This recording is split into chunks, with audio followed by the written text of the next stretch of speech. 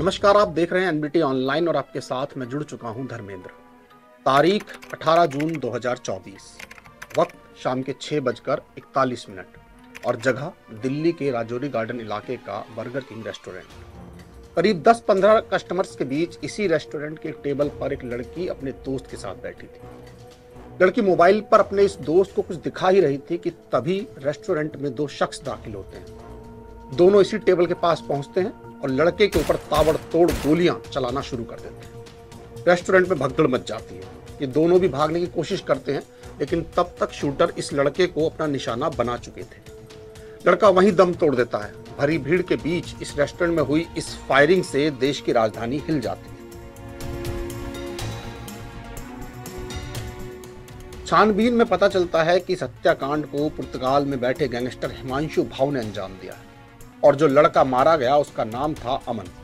लेकिन वो लड़की कहां गई जो फायरिंग से ठीक पहले उसके साथ बैठी थी? अगर ये लड़का उसका दोस्त था तो उसे छोड़कर वो अचानक कहां गायब हो गई?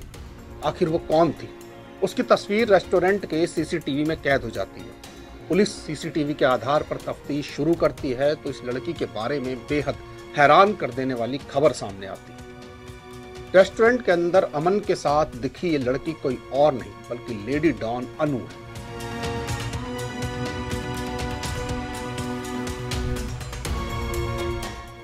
सूत्रों के मुताबिक अमन की हत्या का मास्टरमाइंड भले ही पुर्तगाल में छिपकर बैठा गैंगस्टर हिमांशु भाऊ है, लेकिन इस हत्याकांड को अंजाम तक पहुंचाने की जिम्मेदारी अनु के ऊपर थी।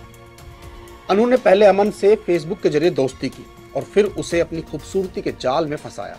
जब अनु को लगा कि अमन पूरी तरह से उसके ऊपर भरोसा करने लगा है तो उसने उसे मिलने के लिए बुलाया।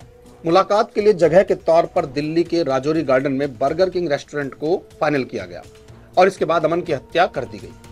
हत्या के बाद अनु परछाई की तरह वहां से गायब हो गई। हरियाणा के रोहतक जिले की रहने वाली 24 वर्षीय अनु ग्रेजुएट है और बताया जाता है कि पढ़ाई में वो काफी अच्छी थी। इसी बीच उसे जराइम की दुनिया में नाम कमाने का शौक चढ़ा। वो अंडरवर्ल्ड में अनुराधा चौधरी की तरह लेडी डॉन बनना चाहती थी, जिसकी शादी हाल ही में काला जठेड़ी के साथ हुई है। इसके लिए अनु हिमांशु भाऊ के गुर्गों के संपर्क में आई। सूत्रों के मुताबिक हिमांशु भाऊ ने अनु को पहले छोटे मोटे काम सौंपे और इन सब में वो उसके भरोसे से कहीं बढ़कर साबित हुई। इसके बाद जबरन वसूली से लेकर मर्डर तक में अनु शामिल हुई। इस तरह धीरे धीरे अनु गैंगस्टर हिमांशु भाऊ की खासम खास बन गई। बताया जा रहा है कि अंडरवर्ल्ड में अपना नाम बड़ा करने के मकसद से अनु ने खुद हिमांशु भाऊ से राजौरी गार्डन हत्याकांड की जिम्मेदारी उसे देने के लिए कहा। इसके बाद उसने अमन को फंसाने के लिए हनी ट्रैप का सहारा लिया। दिल्ली पुलिस के अलावा अनु की तलाश हरियाणा पुलिस को भी है।